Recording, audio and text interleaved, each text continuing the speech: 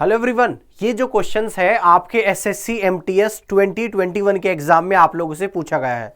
तो इस क्वेश्चंस को करने की बेस्ट ट्रिक क्या हो सकती है? सवाल बहुत ही इंपॉर्टेंट है, आपके एग्जाम में आ सकता है। चलिए सबसे पहले सवाल को हम लोग यहाँ पे पढ़ लेते हैं।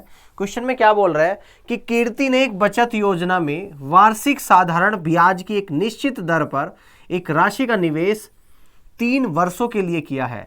यदि उसने समान राशि का निवेश 3 वर्षों की अवधि के लिए शिक्षा योजना में पहले वाली वार्षिक ब्याज दर से 2% अधिक दर पर किया होता तो उसे निवेशित राशि पर 540 रुपए अधिक का ब्याज प्राप्त होता। तो कीर्ति ने कितनी राशि का निवेश किया गया था? देखो सवाल में क्या बोल रहा है कि पहले कीर्ति ने एक स्कीम यानी कि बचत स्कीम है, इस पर एक इन्वेस्टमेंट किया है, ठीक है ना। अब ये बोल रहा है कि अगर दूसरी स्कीम यानी कि शिक्षा योजना पर इन्वेस्टमेंट किया जाए और जो पहली पर इन्वेस्टमेंट किया था और जब दूसरी स्कीम पर इन्वेस्टमेंट किया जा रहा है, दोनों पर सेम अमाउंट को इन्वेस्ट किया जा रहा है, लेकिन सिर्फ अंतर यह है पहली पर जो रेट ऑफ इंटरेस्ट था उससे 2% ज्यादा रेट ऑफ इंटरेस्ट पर इन्वेस्ट किया जा रहा है दूसरी स्कीम में, है ना। और दोनों स्कीम में 3 साल के लिए यहां पर इन्वेस्ट किया जा रहा है।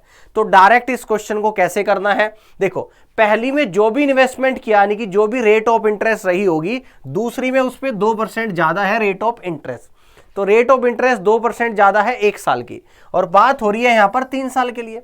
तो यानी अगर हम लोग देखें कि दूसरी स्कीम में इसको कितना ज्यादा ब्याज मिल रहा है, साधारण ब्याज की बात हो रही है, 1 साल में 2% ज्यादा मिल रहा है, तो 3 साल में कितना ज्यादा मिलेगा? 6%। और जब ब्याज 6% ज्यादा मिलता है तो सवाल में बोल रहा है कि उसको 540 रुपए अधिक ब्याज प्राप्त होता है। ये क्वेश्चन में गिवन है, यानी कि 6% की जो वैल्यू है 540 रुपीज के बराबर है। तो आपसे ये पूछ रहा है कि उसने कितने पैसे का इन्वेस्टमेंट किया है। तो यानी कि यहां से हम लोग निकालेंगे 1% की वैल्यू 90 रुपीज, तो कितने पैसे का इन्वेस्टमेंट किया यानी 100% की वैल्यू निकालेंगे। अगर 1% 90 तो 100% आपका हो जाएगा 9000 रुपीज का इन्वेस्टमेंट उसने इन दोनों स्कीम में किया है। तो इस तरीके से इस क्वेश्चन का करेक्ट आंसर बी ऑप्शन बनेगा। और मुझे पूरी उम्मीद है अगर ऐसा सवाल आपके एग्जाम में आता है तो मात्र 5 सेकंड में आप लोग इस क्वेश्चन को कर लोगे डायरेक्ट। 3 गुणा 2 6% बराबर 540, 1 बराबर 90 रुपीज, 100 बराबर 9000 रुपीज। ये इस क्वेश्चन का करने का सबसे बेस्ट तरीका है।